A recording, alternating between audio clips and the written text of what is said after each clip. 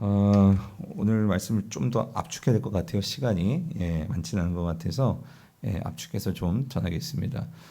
오늘 제목은 하나님의 진노와 하나님의 사랑, 이 제목인데, 그러니까 우리가 지금 예레미야서를 계속 묵상하다 보면 지금 하나님께서 계속 진노를 말씀하시고 내가 너희를 심판한다 말씀하시고, 그리고 결국 하나님께서 이제 24장 25장에서는 바벨론을 침공하게 하셔서 이스라엘이 유다가 포로로 진짜 끌려가는 그런 일들을 하나님께서 행하시죠. 그래서 우리가 이렇게 선지서를 보다 보면 우리가 흔히 대부분 많이 알기를 하나님은 사랑의 하나님이신데, 그죠? 하나님은 사랑의 하나님이신데 그 사랑의 하나님이 오히려 사랑보다는 엄한 진노를 하시고 그런 심판을 하시고 하는 모습들을 우리가 보게 됩니다. 그래서 사실 선지서를 보면 하나님의 진노가 많이 나오죠. 하나님이 진노하시는, 하나님이 심판하시는, 하나님이 분노하시는 이런 하나님의 심판의 이야기가 많이 나오는데, 그런데 자칫 잘못하면 우리 성도들이 이 구약에 나오는 이 하나님의 진노의 하나님과 하나님, 사랑의 하나님을 분리해서 생각하고, 그리고 오히려 우리가 신약 백성들은 우리가 신약을 읽으면 상대적으로 하나님께서 사랑하시고 용서하시고 하시는 모습들을 우리가 더 많이 보게 됩니다. 특별히 예수 그리스도의 십자가의 그 은혜를 생각하면 하나님은 분명히 죄를 용서해 주시고 죄인들을 사랑해 주시고 그 죄인들을 구원해 주시고 회복하시는 그런 모습을 보게 되니까 이 하나님의 진노를 그렇게 많이 생각하지 않고, 또 하나님의 진노는 싫죠. 그래서 그 하나님의 진노의 그 하나님의 성품을 우리가 그냥 구약의 하나님으로만 치부하고 그 하나님의 진노가 변함없는 하나님의 한 속성인 것을 그냥 지나쳐버리거나 무시하거나 아니면 생각하기 싫어하는 그런 경우들을 우리가 보게 됩니다. 그런데 여러분, 성경이 하나님께서 분명하게 보여주시는 하나님의 성품 가운데 하나님의 진노는 우리가 부인할 수 없는 하나님의 분명한 성품이시고, 그리고 하나님의 진노는 오늘 이 시간에도, 오늘 이 시대에도 하나님의 진노는 분명히 있다는 사실, 우리는 분명히 이것을 기억을 해야 합니다. 그래야지만 성도는 이 죄에 대해서 우리가 좀 더 심각하게 생각하고 이 죄에 대해서 우리가 더 무게감을 가지고 그것을 가볍게 여기지 않는 태도를 가질 수 있다는 거죠. 물론 우리가 하나님의 사랑만을 생각하면 우리가 이 하나님의 이 사랑이 모든 것을 용서하니까, 그래서 이 죄를 이렇게 가볍게 여기고 죄를 그냥 쉽게 생각하는 그런 일이 되어질 수도 있지만, 또 하나님의 진노를 또 너무나 무겁게 생각하면, 그러니까 하나님을 두려워하고 하나님을 두려워한다는 것이 하나님께 가까이 나가는 것, 하나님 앞에서의 어떤 우리의 삶이 그 하나님께 다가가기가 어려울 정도로 벌벌벌 떠는 그런 너무나 또 극단적인 모습이 되어줄 수도 있다는 거죠. 그래서 사실은 우리가 이 하나님의 진노와 사랑을 구약과 신약에서 공히 하나님께서 보여주시는 모습을 제대로 이해하는 것이 우리 신앙에서는 분명한 하나님과의 관계에서 바른 모습을 갖게 만드는 아주 중요한 일이라는 거예요. 그래서 사실 하나님의 분명한 변하지 않는 하나님의 가장 중요한 성품은 사랑입니다. 하나님의 사랑이에요.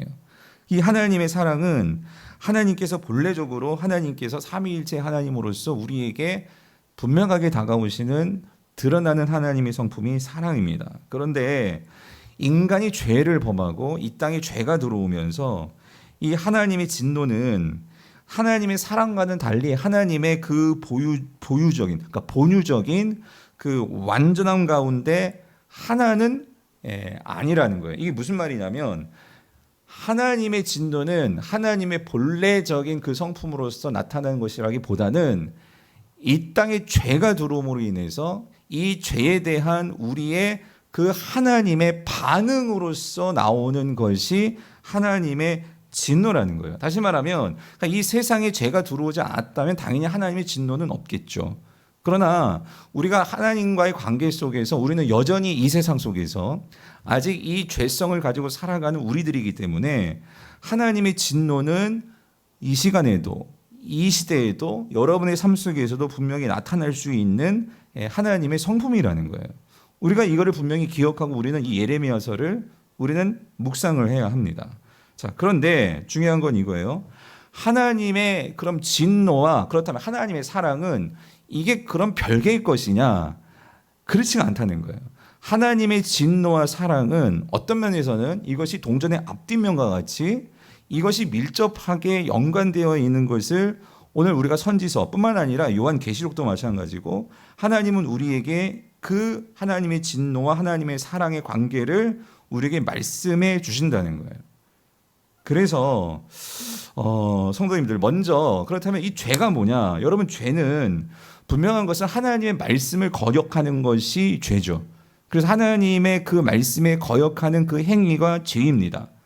그런데 하나님의 말씀을 거역하는 것은 좀 더 본질적으로 들어가면 결국 하나님의 말씀을 왜 무시할까요? 그러니까 하나님의 그 말씀을 왜 거역하게 될까요? 그것은 그러니까 하나님의 존재를 우리가 무시하는 거예요.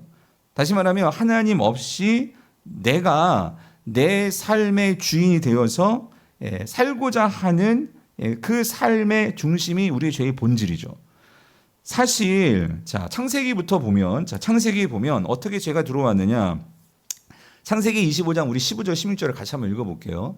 자, 여호와 하나님이 그 사람을 이끌어 에덴 동산에 두어서 그것을 경작하게 하며 지키게 하셨대요. 그렇죠? 그리고 자 16절 17절 읽어볼게요. 시작. 여호와 하나님이 그 사람에게 명하여 이르시되 동산 각종 나무의 열매는 내가 임의로 먹되 선악을 알게 하는 나무의 열매는 먹지 말라. 내가 먹는 날에는 반드시 죽으리라 하시니라요. 자, 여기서 하나님께서 처음에 죄가 이제 들어오기 전에 하나님께서 인간을 창조하시고 인간과 사람의 관계는 어떤 관계였냐?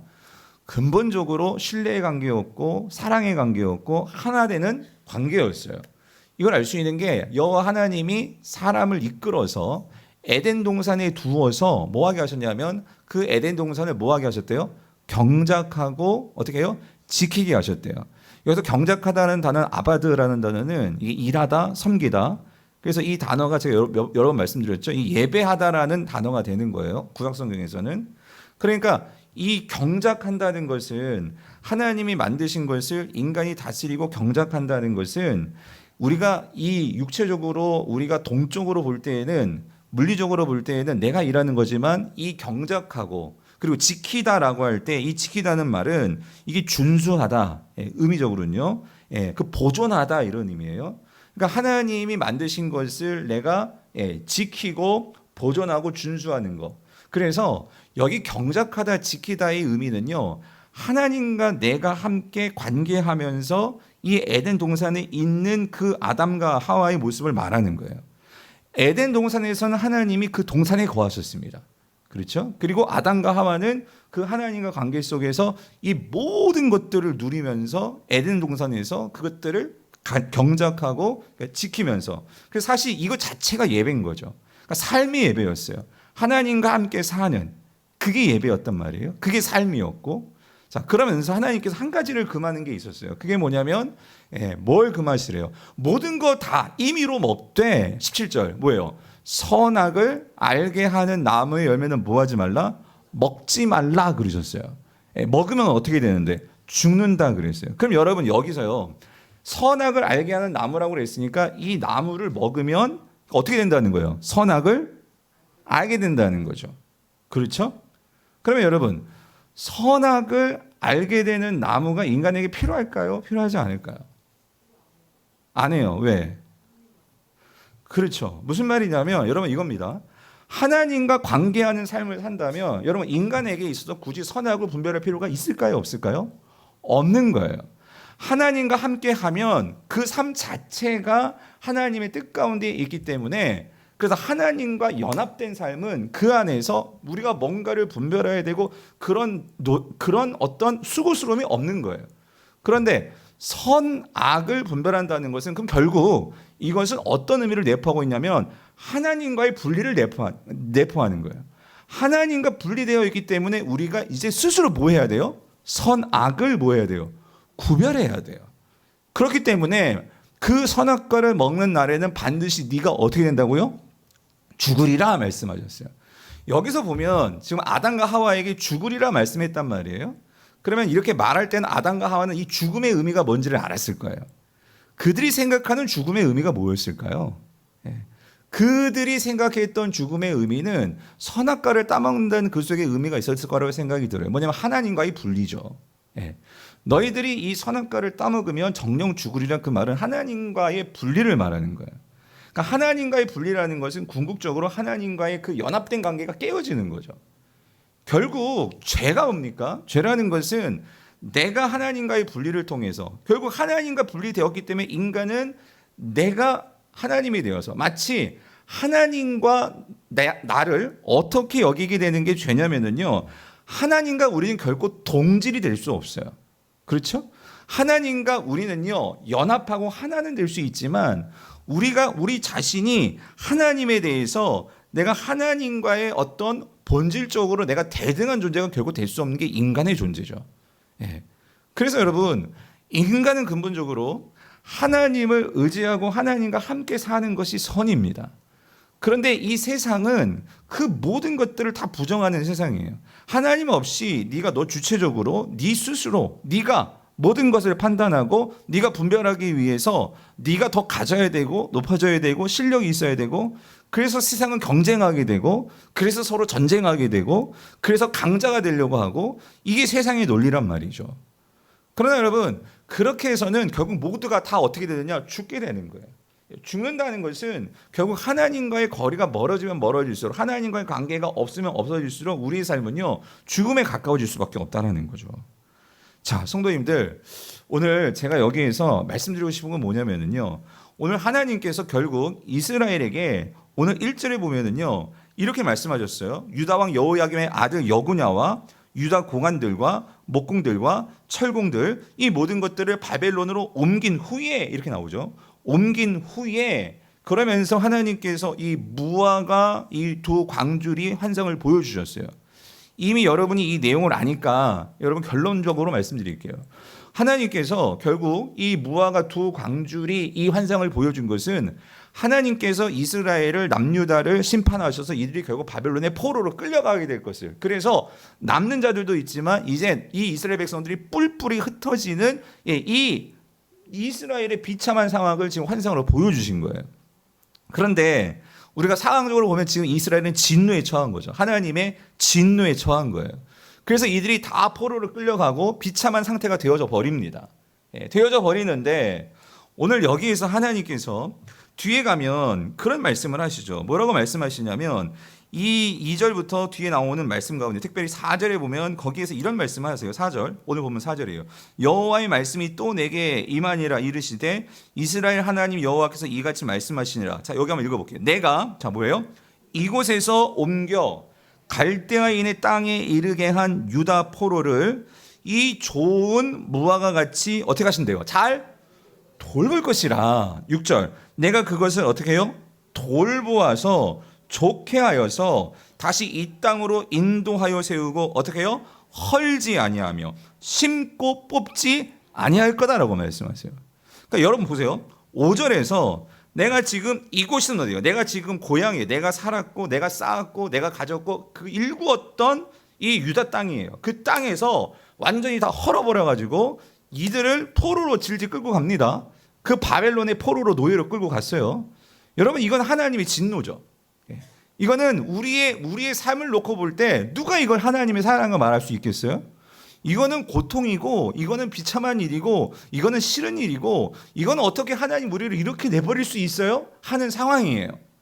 여러분 우리가요 살다 보면은 내가 믿는 사람이에요? 신앙인이에요?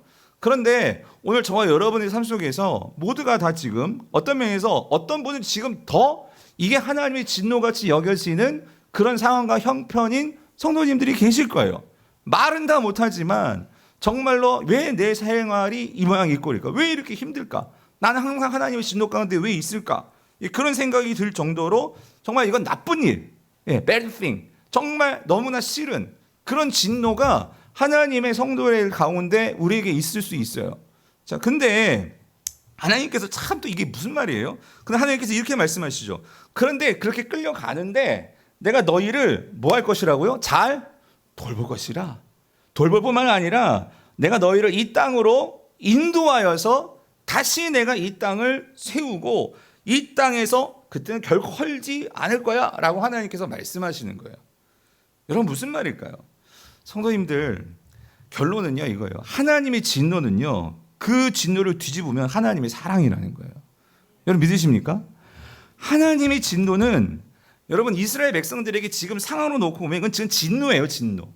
근데 이걸 뒤집어 놓고 보니까 그게 뭐냐면 하나님께서 정말 이들에게 이들의 뿌리 깊게 뿌리 내린 이 자기중심적인 하나님 의지하지 않고 나 중심적으로 살았던 그 뿌리가 얼마나 깊은지 모르는 거예요.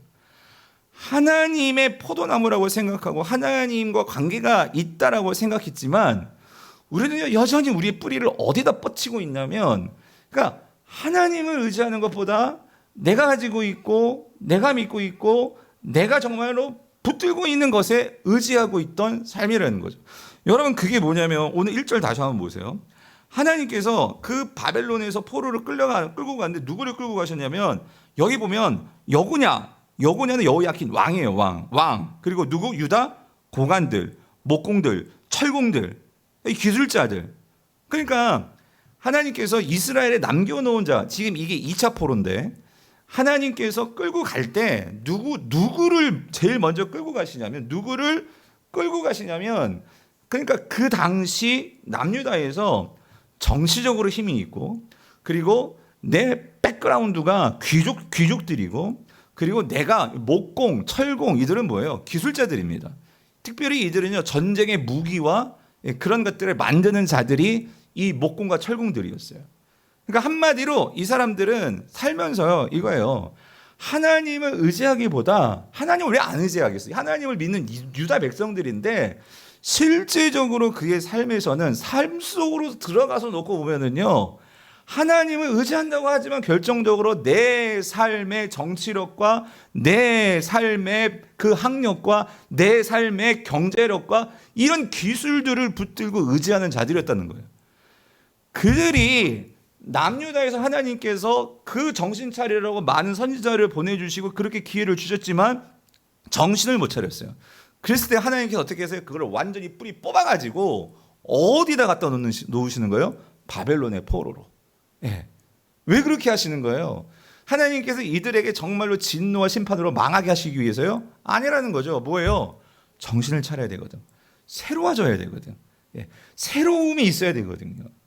성도님들, 우리가요 살면서 어떤 환경이든 여러분 우리가 새로워지기 위해서는요 때로는 이러한 하나님의 진노 가운데 우리가 처해질 수가 있어요.